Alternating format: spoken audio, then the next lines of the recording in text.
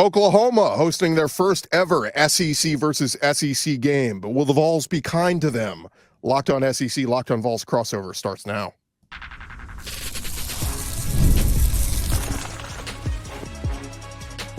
You are Locked on Vols, your daily podcast on the Tennessee Volunteers. Part of the Locked On Podcast Network, your team every day. And what's up, everybody? Welcome into a crossover edition, Locked on SEC, Locked on Vols. Great to have you guys along. On today's show, we're going to get into the big matchup everybody's talking about this weekend as College Game Day heads to Norman, Oklahoma for the Vols and the Sooners. I'm Chris Gordy. Thanks for making us your first listen every day. Shout out to Everydayers. We're free and available wherever you get your podcasts on YouTube. Part of the Locked On Podcast Network, covering your team every day. And this episode is brought to you by FanDuel. Now through September 22nd, all FanDuel customers can bet $5 and get a 3-week free trial of NFL Sunday Ticket from YouTube and YouTube TV. Visit FanDuel.com to get started. Like I said, I'm Chris Gordy. Eric Kane from Locked on Vols joining us as we do a crossover edition here. As Eric, it is a massive, massive game for the Vols. Playtime is over. Whether it was a hard enough test with NC State or not, this is a big-time opponent. You start SEC play, and you start it on the road. Tough game, tough opponent, but excited it's finally here because it feels like we spent all offseason talking about this matchup. Yeah, it's thrilled that it's here. It feels like this game week is kind of just, man, it's been a snail's pace, right? I mean, it's just, Thursday morning, and you still got a couple more, sleeps until they play this game. But this game has been highly anticipated. The SEC knew exactly what it was doing when it was picking these games in the new format, 16-team league, welcoming in Texas and Oklahoma. Knew that Tennessee needed to go to Oklahoma with the storylines of Josh Heupel and, of course, the 2 5-star quarterbacks and, first SEC game and all that for Oklahoma. So, and two teams that entering the season have college football playoff aspirations still do. One team looks like it so far, one team doesn't, but still everything in front of both teams. So, big-time matchup, big road matchup for Tennessee. You're right, playtime is over for the Vols. Thought they would get more of a challenge against NC State. A lot of people were high on the Wolfpack entering the year. So far, that is not a good football team, but Oklahoma will certainly be the best football team Tennessee has seen. Well, let's start there because I thought it would be a good kind of idea to take a little snapshot of both teams and where they are so far this year, 3 weeks in. Let's start with the Vols. I mean, they have exceeded, I think, everybody's expectations so far. Even people who thought Tennessee was going to be good, I think, have been taking a step back and been like, all right, the Vols are legit. And, of course, the question is, are they elite? And we're going to find that out over the next couple of weeks as these games play out. But, man, I mean, beating the snot out – I mean, you expect them to beat the snot out of Chattanooga, but 69-3 was pretty damn impressive. You expected them to probably beat NC State, but to win 51-10, super impressive. And then to stomp all over Kent State the way they did, 71-0, I mean, just doesn't get any better. Give me if we're giving a report card grade, giving them an A probably, right? Yeah, I mean, you have to, right? I mean, there's one thing to say, okay, well, the level of competition's not been what you're going to see, into September on into your SEC schedule. I recognize that. But what do you do in those games? These players and these coaches didn't make these games, right? I mean, that was the administration from years and years ago. You can only do what's in front of you. You can only play the teams in front of you. I know that's coach speak, but Tennessee's gone out there and absolutely dominated every phase of the game. UTC was a second-round playoff team in FCS a season ago, top 10 team in FCS. I'm just trying to say that's a pretty good team for its level, and you go out there and dominate it the way they did. And look what they did against Georgia State, I guess the week after they left Knoxville. NC State, as I mentioned, everybody thought NC State's going to be a really good team to kind of challenge for a spot in the playoffs. So far, that's not been the case. Tennessee absolutely shut down KC Concepcion, made Grayson McCall look so pedestrian. There was no run game in that contest for the Wolfpack.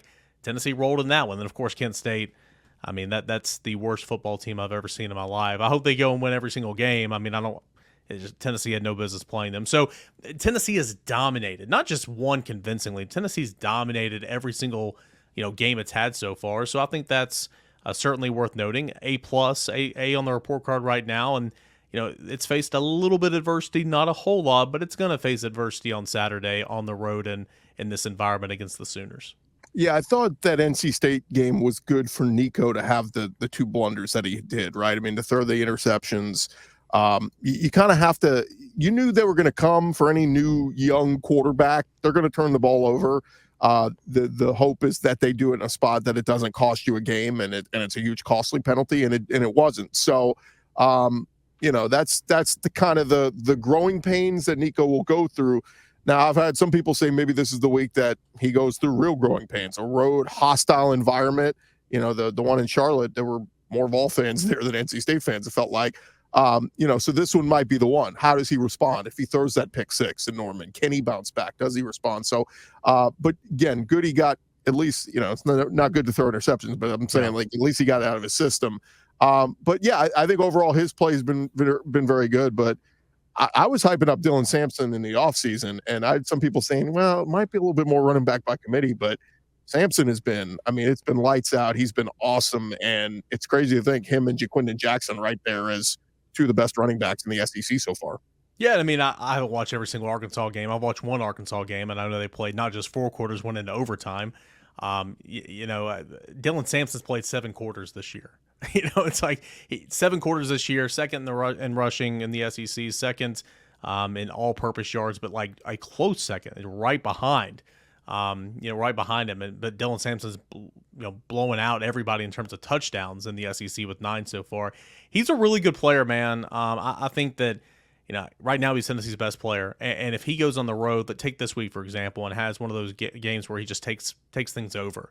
Everybody in Tennessee knows who Dylan Sampson is. A lot of people around the SEC know who he is. People around college football are going to start learning, okay, this running back at Tennessee, could he be considered the best running back in the country? I don't like Heisman talk in week 3 or 4, and I'm not trying to put him there, but I'm saying he's going to start getting in those conversations if he keeps this pace up, especially, in games like this on the road. So he's been phenomenal, and for Tennessee to control this game and win this game, Tennessee's definitely got to run the football efficiently, which it normally has under Josh Heupel, and Dylan Sampson obviously going to be a big part of that. On the flip side, and kind of, again, giving a report card kind of grade through the first 3 weeks, Oklahoma, they're 3-0, but it hadn't been a pretty 3-0. That Friday night game to start off college football weekend, they crushed Temple 51-3, and they didn't do much on offense, but they didn't have to do much. The defense kind of dominated the day, and it was like, okay. Now, week 2, they get Houston, and I watched most of that game. Willie Fritz coming over from Tulane, they got their brains beat in week 1 by, I think it was UNLV, and then they go up to Norman, played a pretty competitive game with Oklahoma, and Oklahoma gets out with a 16-12 victory, but even Venable said after the game, we didn't deserve to win that game. We probably shouldn't have. And then this past week, kind of messed around with Tulane, who nearly beat Kansas State a week prior. They were able to pull away late, but that thing was close into the 4th quarter. So, some people say, play with your food. Maybe that's what Oklahoma's been doing. They kind of knew they were going to be favored in all 3 of these games. But the scary part for Oklahoma is defense very good, but offense has not lived up to the hype yet, particularly Jackson Arnold, big 5-star quarterback that they had high hopes for. Well, I'll say this. I think he's got a lot of potential. And you saw last week where he kind of started feeling himself a little bit, and he had some runs, got his confidence up. As you very well know, covering this league, Nick Anderson, who I believe they're going to get back this week, 10 touchdowns a season ago, hadn't played a snap this year. Another starting receiver, Jalil Farouk, out for the year. They on the offensive line, brand new offensive line. They went and got 4 transfers, okay? Starting center's been out since week 1, high ankle sprain. Left guard's out for the year. Right tackle has been in and out of the lineup. They've had so many different combinations up front. It feels like, at least from the outside looking in, I don't pretend to know, I'm not on that beat, but it feels like they haven't even really kind of got started offensively because of all this stuff. But you got to go out and play the games, and Oklahoma has had no run game. There's no identity there in the backfield, and I think that's hurt Jackson Arnold. Defensively, I think they've looked pretty sharp, and they're going to get tested. Obviously, their biggest test this week with Tennessee, so they haven't seen anything remotely close to what Tennessee's going to show them, and so we'll see how good that defense is. But pretty good against the run.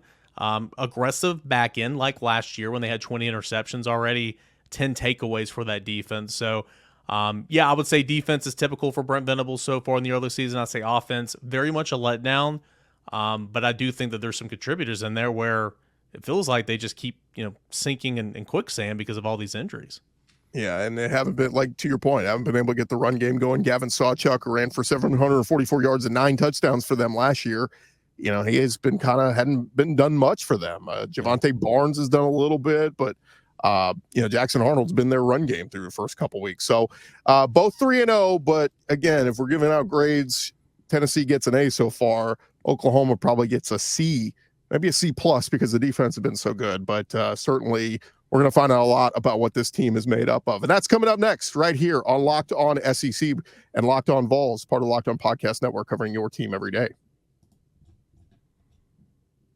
You've heard us talk about FanDuel. It is America's #1 sports book. Got something a little bit different for you guys. I've been telling you about it the last week or so, but time's running out. September 22nd, now through September 22nd. All FanDuel.com customers can go and bet $5. Get a 3-week free trial of NFL Sunday Ticket from YouTube and YouTube TV. Then with YouTube TV's base plan, you'll be able to watch every regular season Sunday afternoon out-of-market game. All you need to do is have a Google account, a current form of payments, and you can cancel anytime. So take advantage of this deal. Again, $5 bet, 3-week free trial NFL Sunday Ticket. That's your Sunday afternoon. Saturday afternoon, let's take this game, for example, Tennessee, Oklahoma. You've got Tennessee. Back in May, Tennessee was a 5-point dog. 2 weeks ago, Tennessee was a 2.5-point dog. Before last week's game, Tennessee was a 2.5-point favorite. Tennessee jumped up to a 7.5-point favorite as early as Monday. Now, at the time of this recording, Tennessee is a 6.5-point favorite. That total's dropped down from 59.5 to 57.5. Call me crazy, and this isn't fun, but I like the under this week in the total category. But I like Tennessee to cover this football game. So get your Saturday, put some coin in your pocket over at FanDuel Sportsbook, take care of your Sundays with an NFL Sunday Ticket, all that and more. FanDuel, it is America's #1 sportsbook. And do want to tell you guys, Locked On SEC, Locked On Vol fans, have you heard about ROY? It stands for Return on You. It's a new platform that lets you, the fans, get involved in NIL like never before by making contributions directly to your favorite athletes. By supporting players directly, you can shape rosters, retain talent, keep your favorite athletes out of the transfer portal, because that's over half the battle every single year now, is retaining that roster. NIL has changed the game for athletes. ROY can change the NIL game for the fans. Outside of directly supporting players and the engage with athletes on the NIL journey with some stuff, you get exclusive content access. Fans can contribute directly to a campaign. They're going to receive access to content from the athletes, such as commitment announcements, behind-the-scene footage, personal reflections, all that and more that's notable to the athlete. Plus, the biggest thing, fans' contributions are securely held and only distributed if the athlete makes the decision that aligns with the fan support. If not, the money is returned right back to the fans. So that's the no-risk contribution. So go check it out today. You can download ROY on the iOS or Android by entering the referral code LOCKEDON. You're going to automatically be entered into a sweepstakes to win $5,000 cash. Visit joinroy.com for additional details. No purchase necessary. Void where prohibited. Get off the sidelines and into the NIL game today with ROY. Continue on here with our crossover Locked On SEC, Locked On Vols, discussing the game of the week as the Tennessee Vols head up to Oklahoma to play the Sooners. And Eric, I want to get into a little bit of the matchups in this game. And both teams have their strengths and weaknesses. We kind of touched on a little bit, but let's get into the nitty gritty. Let's start with what I think is the strength of Oklahoma. And look, they put their money where their mouth is. They spent money on the defensive line this offseason in the transfer portal. I've seen, captain announcements for captain of the week, defensive tackles. I mean, Grayson Halton, Dejon Terry, Dominic Williams, they spent a ton of money on. To me, this seems like the strength of Oklahoma is that defensive line up front. And really, honestly, the strength for Tennessee has been the run game. So this is going to be good on good. Yeah, real quick, kind of a sidebar here. You mentioned the name Dejon Terry. He spent 2 years at Tennessee. He went from Kansas, spent 2 years at Tennessee, and then I guess he's been at Oklahoma for a year or two now. Something I didn't really consider, and I'm not saying that he's the key for Oklahoma in this game, but he went up against Tennessee's offense in practice every day for 2 years. Like, he knows the tempo, he knows the strat, he knows the run game, like, he knows all that type of stuff. I mean, if I'm DJ Terry, which I'm sure he is, I mean, he's communicating, he's, they're watching film. He had a front row seat to this offense for 2 years. So yeah, just something minor, another like little minor storyline in this game. But I think this is the strength for sure for Oklahoma is the rush defense, and Danny Stutzman, the linebacker, is a really good player. Averaging over 10 tackles so far to begin this season a game. Always seems to have good linebacker play at Oklahoma, right? But yeah, I think that's going to be a strength. They've got strength in numbers, not to the extent of Tennessee on that defensive line, but certainly that they're good up front. I think Ethan Downs is a good player. Mason Thomas, who In talking with some Oklahoma people, I just saw the box score last week. He had 3 sacks against Tulane. Really good pass rusher, not that great against the run. But, Tennessee is going to run the football. Tennessee's going to use the tight ends. They've gone 12 personnel with 2 tight ends pretty frequently the first 3 weeks of the season, something that Josh Heupel at Tennessee has never had the luxury of doing. He did that a lot at UCF in previous stops. But Tennessee's got a number of different ways to kind of run the football. They'll pull tackles, they'll pull guards, kick guys out, take that tight end, H-back, lead in with a little split zone. It's going to be a great challenge. I'm intrigued to see kind of how that matchup is. I think Tennessee will run the football efficiently, but I'm not expecting, again, not Kent State. They ran for 456 last week. That's not going to happen. But I could realistically see in Tennessee pushing for 200 yards. That would be a really, really good day against this defense. But I think if Tennessee's going to find success, control the game, they've got to be able to run the football, and that's what Oklahoma's good at, defending it. Yeah, and you mentioned, a good group of linebackers. They're led by Stutzman, plays sideline to sideline, can close. Sure tackler and all that. And then when we get to the secondary, it's led by Billy Bowman, who, I remember being at SEC Media Days, and he was making the rounds, and Nick Saban was there, and he grabbed him by the arm and stopped him and complimented him on a great career so far. And, there's no doubt he can be a difference maker. He had a huge interception last week in that game against Tulane to really turn the tide. And when I look at this Oklahoma secondary, it's a secondary with 4 interceptions this season. It's 4 different guys, Spears, Jennings, Hardy, Walker, and Billy Bowman. It's just kind of interesting because on the flip side, Tennessee, Will Brooks had the big pick 6, but that's, really as far as, interceptions go for Tennessee. So I just wonder, what happens if Oklahoma, that defensive front, is slowing down the run. They're keeping Dylan Sampson in check, and then it becomes Tennessee's got to throw the football. If Nico's got to take care of the football this week. Now, he's got some great wide receivers to go out and stretch the field and go get it. But to me, that's kind of, if we're talking about mission objectives for this week, I got to have Nico protect that football and not turn it over. Yeah, got to protect the football, no doubt. That's a key for him, being able to get the snap off, communicate with his line of scrimmage, with that tempo. If they have to go to the clap or they have to go to the silent count, I think that's going to affect the tempo. And so, I think that's another the storyline in this football game, because Tennessee's not, I hate to say, well, Tennessee didn't do it well last year or the year before that, so they won't do it well this year. I hate doing that, but trends are trends, right? Tennessee at Georgia 22, Tennessee, South Carolina game. I can't wait to see the ESPN 30 for 30 on that South Carolina game in 2022 one day and 20 years from now, because I still don't know what happened. Last year at Florida, the crowd noise was really, really big, so we'll see. Tennessee, Will Brooks had the pick 6. Nobody has challenged the secondary, and that's still, I have a huge question mark about Tennessee's secondary. It's brand new. The defense overall has looked great, and the secondary's biggest asset is this defensive line for Tennessee. But they still have not been, they've been challenged twice, and Tennessee's defended it well, and they have one, Casey Concepcion had 1 reception for 30 yards, and that's pretty much been it. And Kent State didn't try vertical passing game. UTC didn't try vertical passing game. Jackson Arnold will. So I'm intrigued to see kind of how Nico navigates that aspect of it, how Tennessee defends it. But kind of going back to strengths and some key matchups, the overwhelming, disadvantage of this football game is the Oklahoma offensive line. Tennessee goes 13, 14 guys deep across the front. James Pierce hadn't even got going yet in terms of the sacks. The Tennessee defensive tackles have been the best part of this team so far. I think that as the game goes along, if it doesn't, jump out that way in the first or second quarter, as the game goes along, that defense, because the numbers, the defensive line, just going to wear down Oklahoma, and Tennessee will truly benefit from that, in my opinion. Yeah, to me, that's, if Oklahoma is going to win this game, it's not just the defense playing strong. It's not just slowing down the run and getting a takeaway or 2.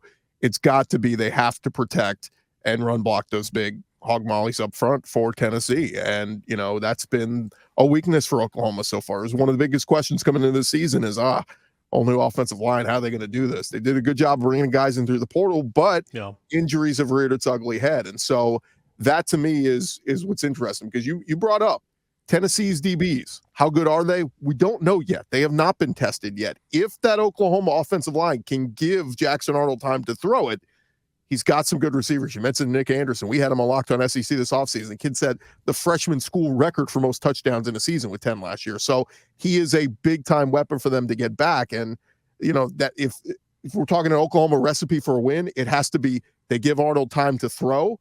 And if they do that, I think he's going to connect with some of those receivers. And like we said, we'll see how good those Tennessee DBs can be. I like Tennessee's corners. I really do. I think Tennessee's got 3 corners that can play. Ricky Gibson, who's a sophomore, Jamal McCoy, who came over from Oregon State. Jamal McCoy is a good football player. I really think he's going to be a good one, not just for Tennessee, but for the SEC. And then you have Jalen McMurray, who came over from Temple. I think those 3 are pretty solid. Not a lot of depth behind them, but I like Tennessee's corners.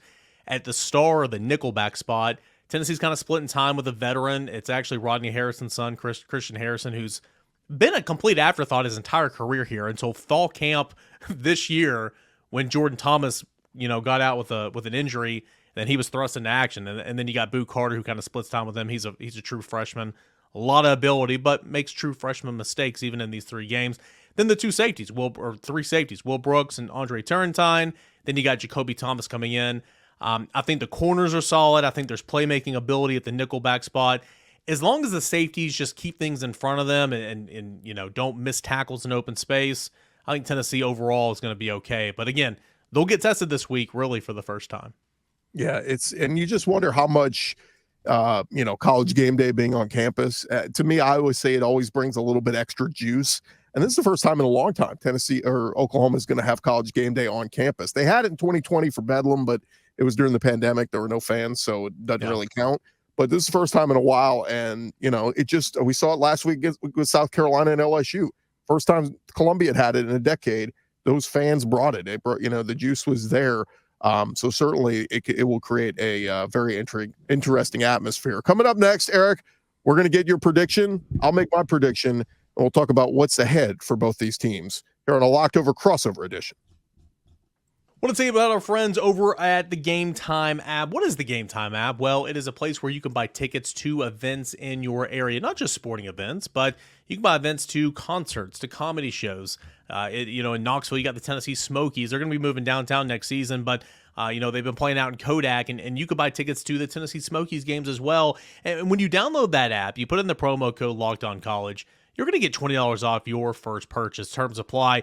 Create that account, download the app, create that account, or you can go to gametime.co, put in the promo code LOCKEDONCollege for $20 off your first purchase. Lowest price guarantee, where Game Time is going to credit you 110% of the difference if you find a cheaper ticket somewhere else in the same section. The most flexible customer service in the ticketing industry, and they've got the Game Time picks where you can go and filter through all the fluff so you can find the tickets at the cheapest price for you. All this and more for Tennessee football, for Oklahoma football, for SEC football. Buy your tickets on the Game Time app by putting in that promo code LOCKEDONCollege. And I want to tell you about our friends over at Team Ticker. If you're watching us right now, it's out of frame, but I got my Tennessee themed Team Ticker on the wall behind me.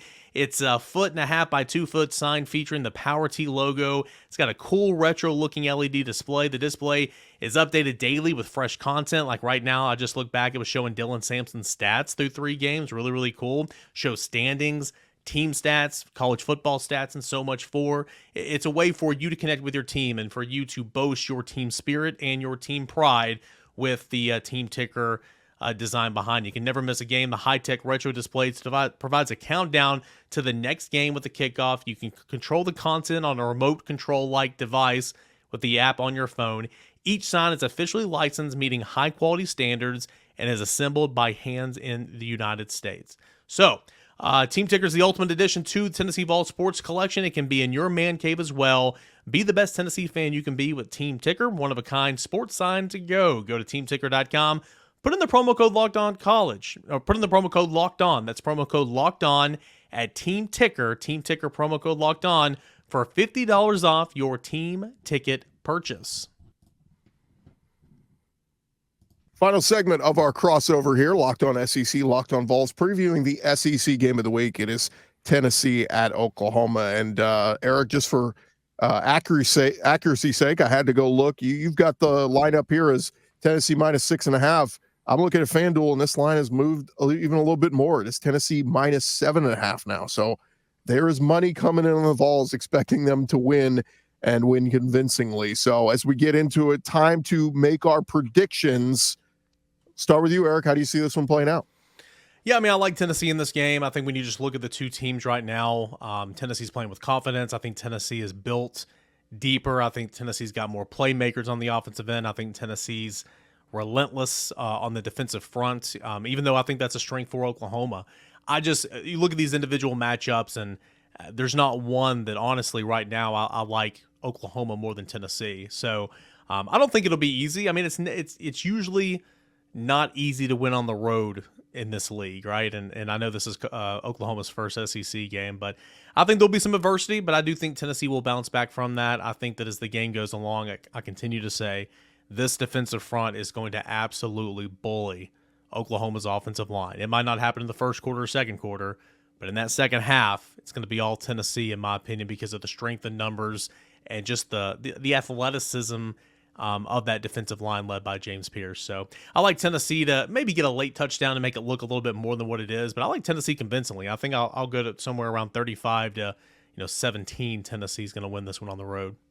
I think I'm with you. I think, look, I think the hype and the excitement of being the first SEC game in Norman, game day being there, I think the fans are going to bring it. I think it's going to be a rocking, hostile environment. I wouldn't be shocked if Tennessee makes some early mistakes, some false starts, some, playing behind the downs, have to punt, I think things like that. I think a close game at half, maybe it's like 14-10, 13-9, something like that.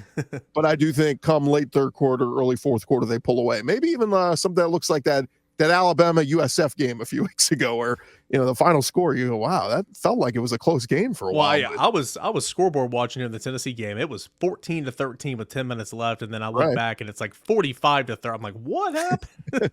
I don't think it's that drastic, but I'm looking at some of like the official predictions out there. Justin Martinez said 34-20 Tennessee. Bill Bender is 34-24 Tennessee. So most people kind of saying 10 points, 14 points, somewhere in that range. And still, I think that's a great win for Tennessee to go on the road and win. You win by 2 scores. I don't care if it wasn't a blowout. I think that's a good win. So I'm thinking that's how this one plays out. Now, again, Nico, take care of the football. Cover those receivers. If Nick Anderson is back for Oklahoma. One interesting angle, though, I will throw out there, and I've seen some Oklahoma fans push for this. There's a lot of Oklahoma fans that love Michael Hawkins, the freshman quarterback. They have been pushing to see him.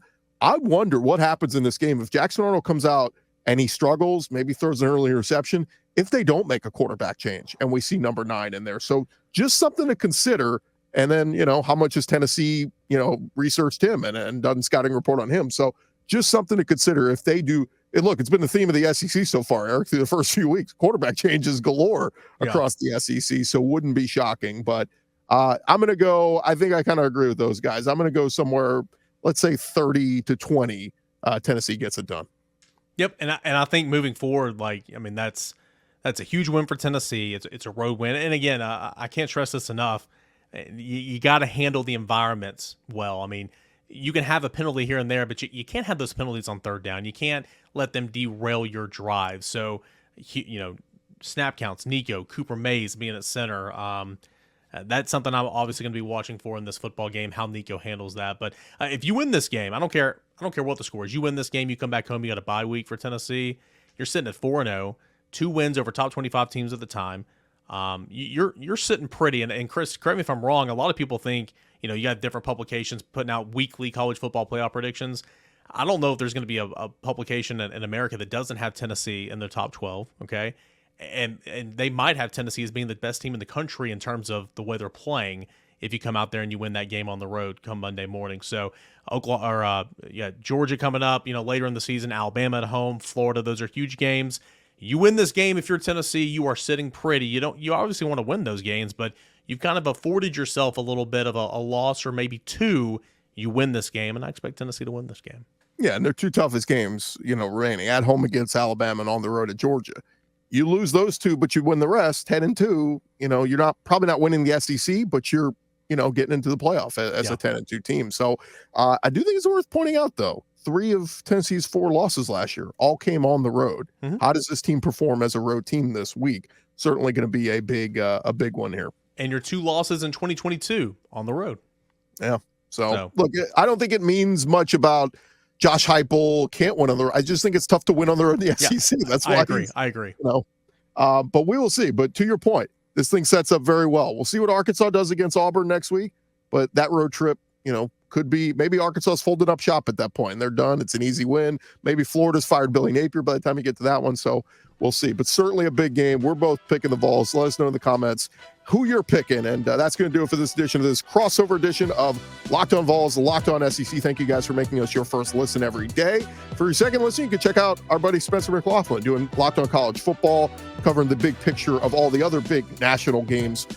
Find Locked On College Football on YouTube or wherever you get your podcasts. That's going to do it for us. For Eric Kane, I'm Chris Gordy. We'll talk to you tomorrow.